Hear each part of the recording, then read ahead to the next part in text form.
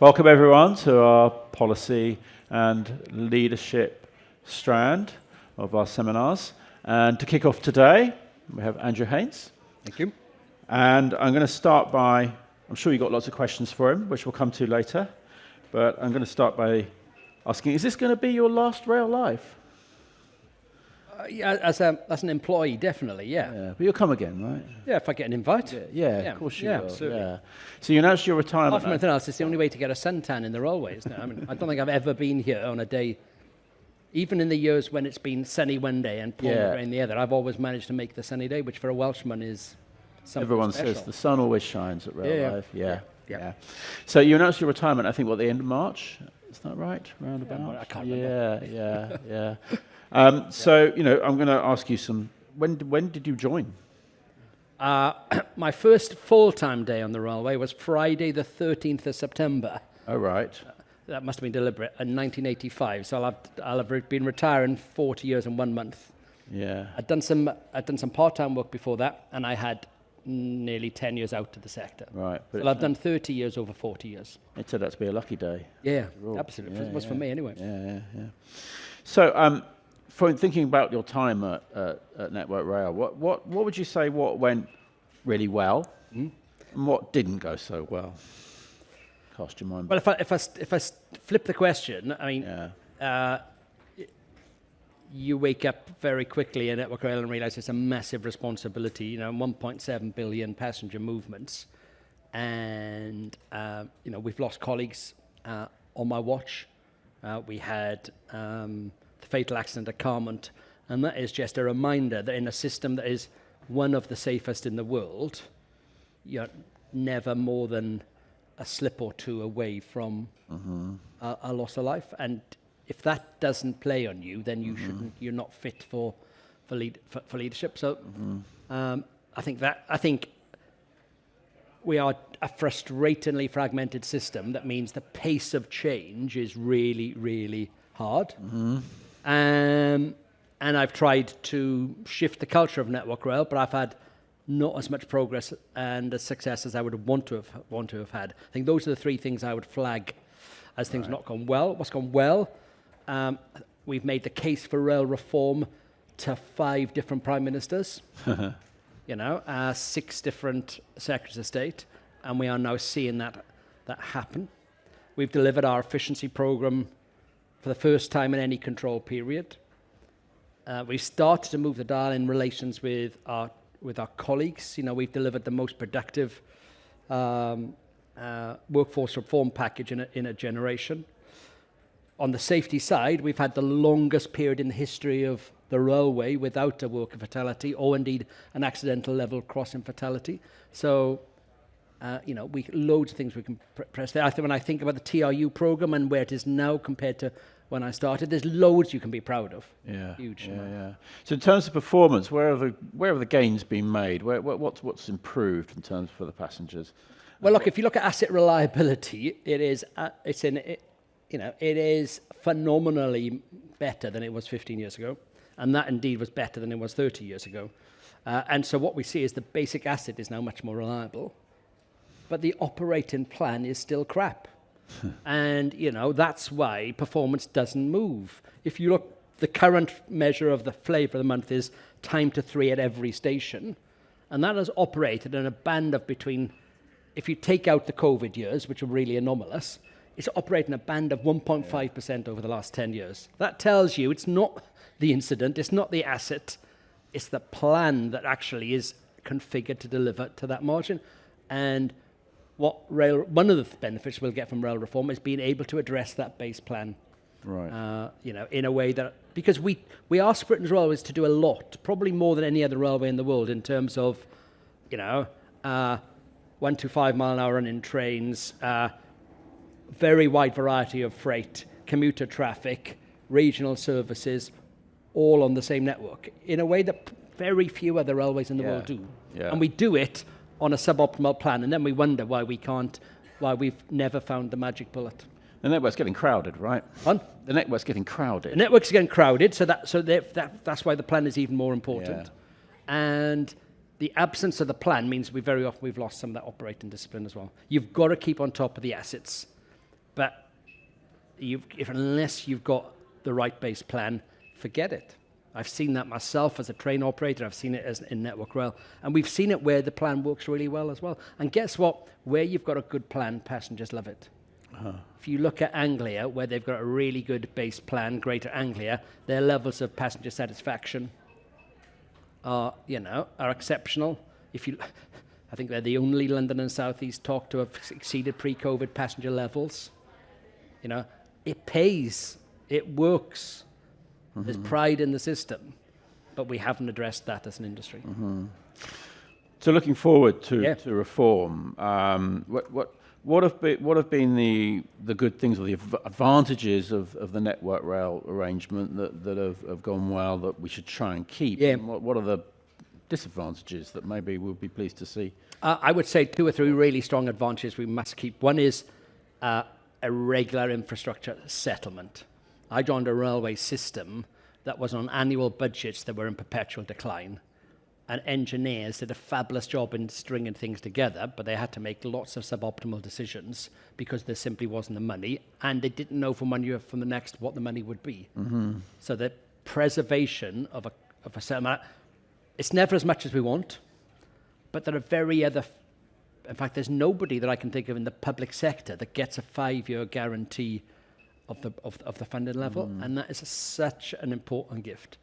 I think secondly, we've got exceptional technical leadership. We've built technical skills that you can't run a railway on, however good the plan, if your assets are unreliable, you can't deliver on that. And so doing that, particularly if we're going to harness new technology, if we're going to respond to climate change, then having that technical leadership is really, really, really important. The third thing is, a lot of people don't realise Network Rail does a lot more than just maintain track. We are the first or second largest landowner in Britain. We run the 4th largest mobile network operator. We've got the 5th largest road fleet in Britain. We have, I think only the National Trust and the Church of England have more listed buildings than we do. We've got and actually a lot of that goes on, and so we were the 5th largest house builder last year in Britain. And so there's a whole plethora of fabulous work that goes on that nobody gets to see. And I think that's going to be a bit of a shock to those people who maybe get a look inside. Right. Do you ask me what wasn't working well? Or yeah. I mean, what disadvantages did these arrangements have that maybe good to see the back of? Some profound ones, which is you are not incentivized to think about the customer. You literally done a visibility of the system P&L. Only after COVID were we even allowed to see what passenger revenue meant. So the system decisions we take, when people say, Network Rail doesn't think about the customer or invest in the wrong things, the system tells us to do that. We're regulated in a way that does that. And that's not criticism of the regulator, that's this arbitrary settlement. Right. And that really matters in the railway, because the railway is one of the key characteristics of the network, of the railway that matters is it is a network. And that network means that track and train have to work closely together if you're going to squeeze value and benefit out of it. So that lack of line of sight to the customer meant very often we think asset or technical or safety. And the inability to see a whole P&L means we don't necessarily invest in the right places. If you look at how many line speed improvements there have been in Network Rail's tenure, hardly any, because there's no incentive for Network Rail to do that. There may be a fabulous industry business case, but we've not shared that data and created the incentive for it. Right. And GBR can fix those things very, very easily. Right. GBR can fix those things how? Because it's one organisation. Yeah, because you've got a single P&L, you've got a single leadership, and it's not weighed down by the burden of contracts. Look, when the railway was privatised with the Railways Act 1993, it was that design had come at the low point of passenger usage after 70 years of decline. From the 1920s, when the growth of the motor car, the growth of motorways, railway patronage, almost continuous decline apart from the war. Just at that time, the railways get reconfigured, and suddenly what happens is the economy of Britain starts to grow.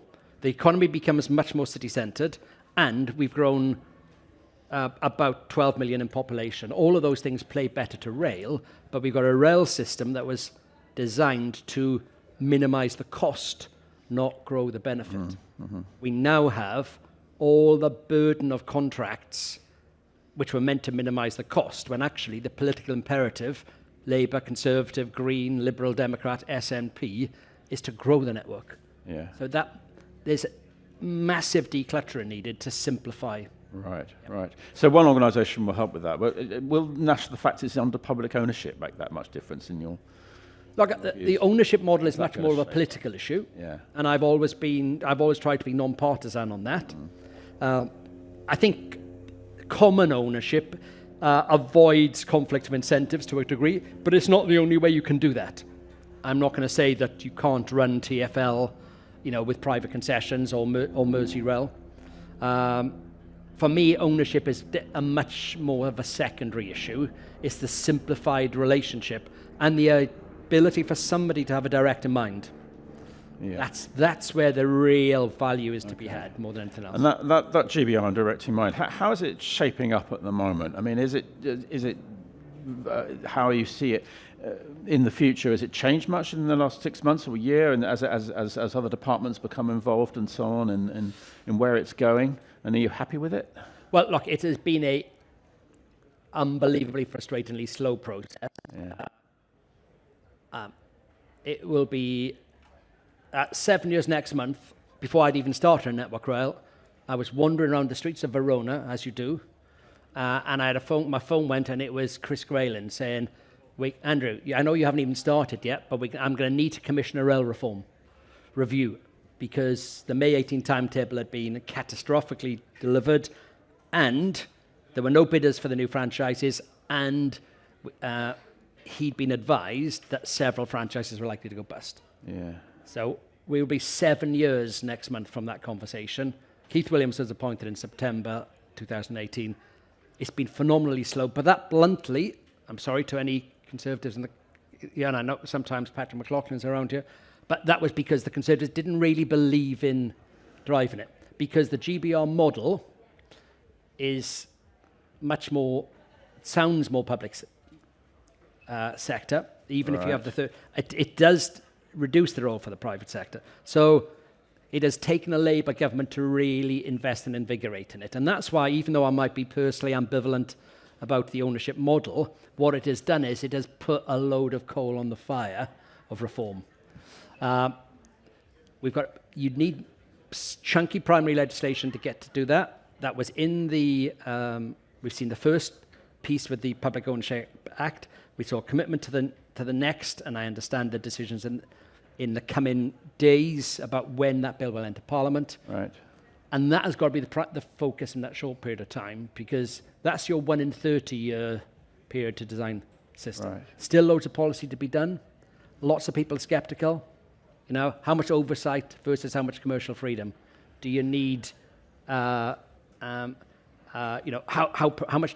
do you give a direct in mind role to GBR, and how then do you protect the third parties, of whom they're going to be quite a significant number? Those issues still to be resolved. So I'm encouraged by the momentum under this government, but there's still a lot to do. That bill needs to be enacted this time next year. Right. And so this next 12 months is going to be utterly seismic in terms of shaping the railway for the next generation. But as it goes, I mean, the Labour have been in it for a while working on this, and we know it's coming. But you're in a position to maybe have a bit more insight into what shape it is and how it looks. And is it going to be the right structure in the right place? Is it going to be the arm's length enough, or how do you? So look, there's a tension. There's a tension there. I think the government, if you look at what it said in the in Getting Britain Moving, which was its document just before it came to power, if you look at what it said subsequently, it's committed to an arm's length status. I think the parliamentary process will put pressure on that, because there is a subset of Britain that says you need to control things if you want the results. You need tough regulators to make sure businesses get the job done. I keep pointing back to TfL as one of the better parts of the transport system. Mm-hmm. That does not need that third-party oversight to make it work. Right. And so that tension is going to be worked through. The reason I'm being slightly diffuse in answering your questions because we won't know until the bill comes through. Yeah. Because it's got to get through Parliament. Lord Hendy has got to navigate a bill through the House of Lords where the government doesn't have a majority. Right. So making the case for why the model is the best model and giving commercial freedom to GBR is one of my missions, both bluntly all the time I'm still here, and dare I say it, after I've left as well, in helping to make the case for that. And does that case have to be made to, say, the Treasury as well as the DFT and then the public? It does. There are. I think officials in the department are our least of our challenge because the ministers buy into it. Right. We have a Secretary of State and a Minister for Rail that absolutely buy into that. Treasury are always sceptical, and Treasury always want more control. That's any Treasury at any time, really, in the last 100 years.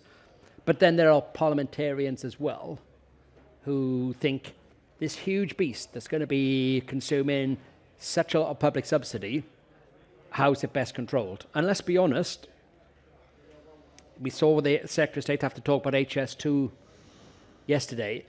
It's probably not the ideal time to be talking about giving railway folk freedom, is it? Right. While we're on the subject of the Treasury, we have now the spending review with some announcements of infrastructure and things. Can we look forward to more of that?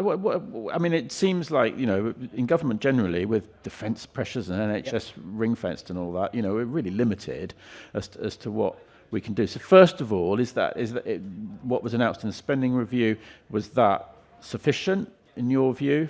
Or would you, if you'd had more, what would you have wanted? Look, it's right that we're ambitious for what we do with the railway. And so it's never as much as you would want. But it's a programme that commits to the completion of this phase of HS2, including to Euston. Yeah.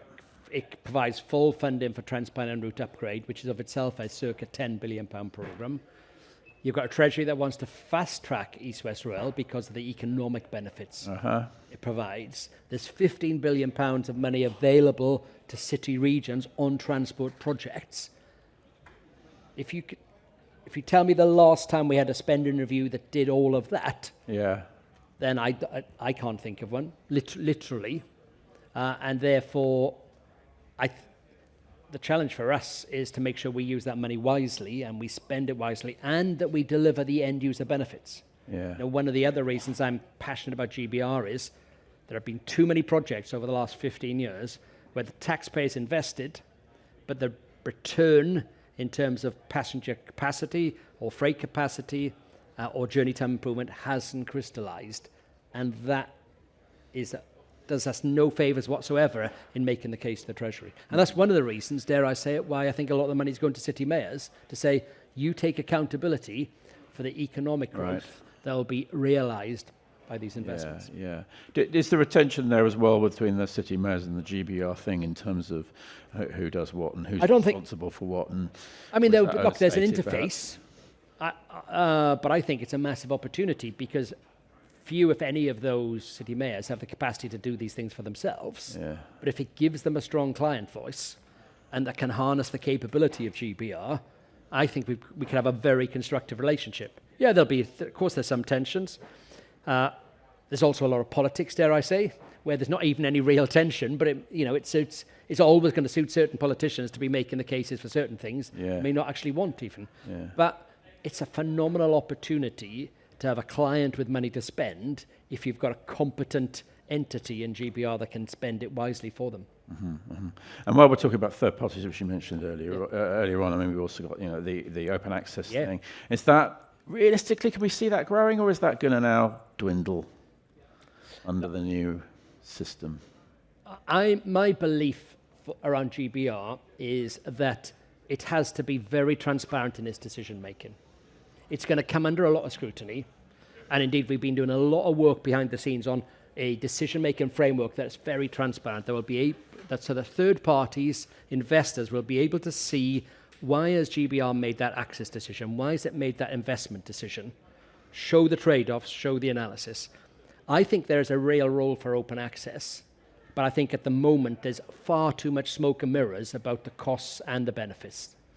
We don't see the full costs. And the benefits we often hear are only the gross benefits to one entity, they're not the net system impact. If we have that transparent approach and there's spare capacity and there's a good business case to do it, then I would love it. I chaired Hull Trains 20 years ago, and it's a fabulous business, connecting Hull in a way that Hull hadn't been connected for 40 years. The idea that Hull Trains wouldn't be here in 10 years' time would fill me with horror. Yeah. Do I really think there are huge, exciting markets from some of the recent applications? Well, I'd love to see the level of actual abstraction, you know. Okay. And I think some of those will not pass the common sense test. Yeah. They're nice try-ons, but you know, I'm not going to name which are which. But there's some real gems in open access, and there are some people looking to play games with the market. Yeah. You can be transparent, but you can also raise the bar and make it more difficult, make the criteria more difficult for people to win those. Yeah, but I think that becomes a political choice then. If the government believes in open access because of it wants to have some private sector participation, or it wants to serve underserved markets, it can set GBR goals in its business plan, which the Secretary of State will have to approve, that facilitates that. Mm-hmm. You know, you could have an auction for slots. Mm-hmm. But my point is that can only be meaningfully done if we're transparent about the costs and benefits of the proposition, and GBR is transparent about its decision making. You can just, I think it's right that politicians decide where the bar is, because open access will always have an impact on subsidy. It may be a positive one, right? It may be a negative one, but if we don't have the conversation nested in that reality, then we're being dishonest. Yeah. And I think that's what we need to lift the lid on. What is the true effect for the taxpayer alongside the passenger benefits? Right. Okay. Well, that's why there's a ongoing political role. Yeah. And freight in a crowded network. Do you see a risk that some of the freight will be crowded out by passengers, as people in the freight industry seem to be concerned about? Well, I think the truth of the matter is we have not had a thriving freight sector in this country for many years, and I think the government has been committed to one that makes it grow. And if I get a little frustrated, it's from freight voices that say, today is as good as we can get. And John Smith is a friend, and I love to poke him and say, you're pathetically unambitious about freight, John. Knowing this, pressing the red button and then running a mile. Because my point is, the current model, we find it very hard to release capacity. Yeah. Now, we are committed to growing freight. I was in Upminster Signalling Centre yesterday afternoon, talking to the signallers there about the reality of the shift in traffic from Felixstowe to Thames Gateway. And actually, we've done a phenomenal job in responding to a shift in traffic. Yeah. Now we've got to think about, okay, how do we make that work with the North London line? We can't make the problems go away, but anyone who says, Network Rail or in now and GBR in the future will not take that seriously, I would say we have bust a gut to drive a massive accommodation there. Yeah. Again, it'll come down to a political priority, though. Yeah. And the extent to which freight is subsidised in this country is rightly a political choice. Yeah. Okay, right. Now I'm going to see if there's any questions from the audience. Please put up your hand and we bring a mic to you. Right, let's see. We've got one at the front here. Yeah. Thank you very much. Good morning. Hi, Rupert. Could I just ask you to summarise your strategy at the moment? I appreciate sort of it may change in the future, but could you just summarise your strategy, how you see the benefits of drones and what they're going to do with rail in the future, please? Yeah. So we are in the process of letting a contract on infrastructure management. And what we're saying is that drones need to be an integral part of that overall system, because at the moment, I think we are constrained in our drone use by several things. First of all, by the fact we don't use them in integrated fashion, so we use them incrementally. Secondly, by the constraints, and we have at last, after immense effort, managed to get approval for beyond visual line of sight for one operator, and we're doing good work with the BTP as well. But the third is also there are technology limitations as well. You'll be aware of that payload. And we're saying, actually, to really move the dial on that, we need regulatory support to use them. I believe, and Rupert and I first met when I was running the CAA, and I believe as a country we've massively missed a trick with drones by the way that we've developed drone policy. And I pitched to the Department for Transport when I was at the CAA about being the drone capital of the world in a regulatory regime. But what we now find is it takes 290 days to get an approval. You know, it's painful. But because of that, we've been too incremental. I think they have a huge role. We're talking to the BTP on things like trespass, but what we're also doing is saying we've got to make sure they're used for good.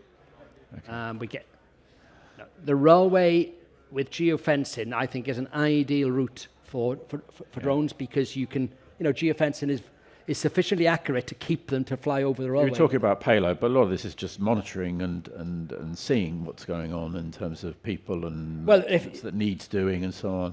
Yes, but you can't go. The issue is you can't go even with beyond visual line of sight. You can't go very far. No.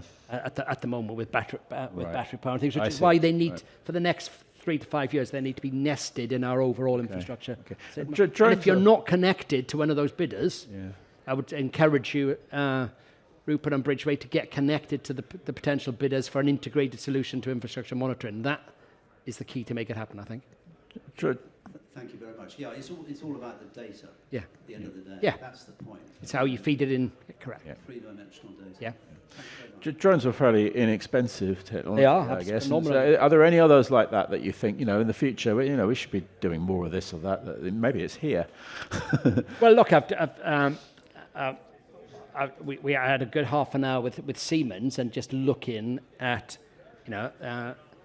their electrification technology here at the moment for how you can make discontinuous electrification much more affordable through the kit they're actually using. The Porterbrook has funded to fund the Long Marston test track. Okay. Which we had a discussion on that yesterday. But we were also talking about more affordable methods of ETCS that would not be required to replace every interlocking. Digitalization and electrification of various sorts. Okay. But they've got to be. Too much of digitalization historically has been transformational. That's come with a transformational price tag, which just means you then wait in the queue. Right. The issue is, how do you mobilize some of those things in an affordable way? Yeah. And I think that's what I found very interesting about. So how do you? By modularizing and not having to say you have to start from scratch. Right.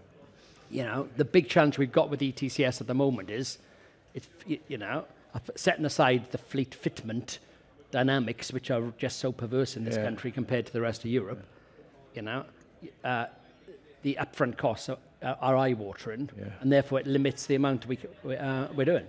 Okay. Yep. Right. Another question, I think. This gentleman here had his hand up last time. Good morning. My question is a little bit down in the weeds, but you told us about, or reminded us of, the impressive investments that have been announced for new rail schemes, or upgrading rail schemes, through the routes that have been what I call national schemes, and the ones that have been announced through the mayors, and then another little slug of money which could be spent on rail has gone to non-mayoral communities. Yep. But there's one glaring gap in that, and that is a scheme that might be quite a beneficial scheme, say the one that might connect 300,000 or 400,000 people to the rail network that are currently unconnected to it, but which runs through 6 parliamentary constituencies, 2 mayoral constituencies, or 2 mayoral areas, 2 other local councils that aren't in a mayoralty. How do you get traction? What's the process for getting traction to get a scheme like that looked at? Under Restoring Your Railways, there was a framework under which it could be done. That framework is obviously unfashionable now and is no longer available to us. But the benefit to the railways of having that area of the country connected to the rail network is considerable, and it's a considerable benefit to the people who live in Yeah. that area. I just wondered, under the GBR setup, I know on Network Rail had the responsibility for advising and proposing upgrades to the network as a whole rather than for individual schemes. Will GB Rail have such a responsibility? Could that be a process through which an orphan scheme could be proposed, which isn't going to be put forward by any of the people who've got the money in the recent announcements? Or can you suggest or give us any insight into the process that will enable that to get some traction? Right. Okay. Look, it's a question that many people ask, because there is a vastly bigger appetite for rail investment than there has been capital funding at any time, really, in our history. Since people learned the lesson of the 19th century, which is a good way to lose money is to build railways. The thing that Lord and Hendy and I have talked about for a number of years, not both when he was my chairman, but also since he's at the Department for Transport, is how you get the equivalent of the London Transport Plan that publishes a long list of schemes, all of which have mayoral support, political support, shows the priority according to what the current level of funding is available, but then says to other parties, you can move up that list if you can get material developer contributions, or if the local authority is prepared to invest SIL contributions, or if you can provide other sources of funds. But what you do is you're transparent about where in that rational list you are. And that list has to be owned by government for the very reason that it's not all down to the pure financial business case. And we contributed to the changes in the Green Book, which were announced last week as part of the spending review. Because one of the things the railway just isn't good enough at is getting other contributions from everybody else. And the idea that the taxpayer should fund from the transport budget all these other benefits has meant that we haven't had everything we might otherwise have had. Right. And I think that is a much more appropriate way of dealing with it than the Restoring Your Railways scheme, which was actually just bluntly was funding development work on things which had no prospect of ever getting built, because on that rational list, the funding of them was never going to be available. Right. Okay. Running out of time a bit, but hopefully time for one more. Yes, so the lady in the middle there, I think. So. Thank you. And just to build on the last question, actually, sort of looking more broadly, what do you think the opportunities are going for GBR to contribute sort of to the financial, social, and economic future and growth of the country? Well, look, I think the reason we've got a railway that is creaking at the seams again, and the reason the Elizabeth line is such a phenomenal success, and the reason in parts of the country we are ahead of pre-COVID levels, is because what the railway does well. And the railway is a very expensive way of connecting remote communities. I'm not going to pretend that I'm here believing that the railway is the answer to every solution. And you have very small rural communities who want to be connected. The railway is almost always not the right answer to that, because of the heavy infrastructure, because of the consequential safety costs, because of the disruption, the environmental footprint. But the railway has phenomenal value to add when it comes to moving significant numbers of people into areas of significant agglomeration, be that industry and freight, or be that population and city centre activity. And we are barely scratching the surface of that. And that's why the city mayors are so keen to do rail infrastructure schemes. But there is a logic to it as well. And I make no apology for saying that the railway very often, I hope there's nobody here from the Wisbech line, but, but I remember having the most bizarre conversation with Stephen Barclay when he was the Chief Secretary of the Treasury, trying to slash rail spend and equally promote the reopening of the Wisbech line for passengers, because that was his constituency. All right. And I said, look, come on, if you really want to reduce the level of funding available, on what basis is it ever going to go there? Right.